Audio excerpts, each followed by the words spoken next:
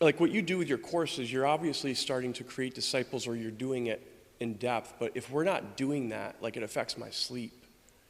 Once I was challenged and I see it, and when I look at it, everything structurally, I was an engineer, so when I see structurally what needs to happen, if we don't create disciples, nothing else happens. We stop progressing. So is it a sin to not create disciples? Well, anything that we are not doing that Jesus told us to do would be a sin, right? There's sins of commission, where you, say, commit adultery or, steal something. And then there are sins of omission, when God tells you to make disciples and you have zero to do with that, okay? So, yeah, in fact, James talks about this. If you know what the right thing is and you don't do it, that would be a sin of omission. So there are sins of commission and sins of omission, yes, both.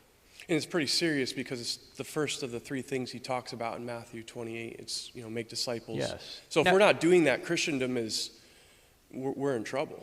Everybody might be doing that in different ways, in different bits and pieces, okay?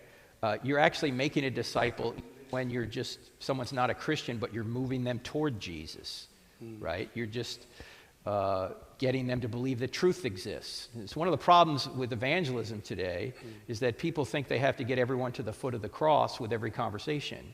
If you think that, you'll never do it, and it's not realistic. That might happen every now and then, but you just want to move people toward Jesus a step at a time. Think of baseball. Just get first base. Just get them to believe that truth exists.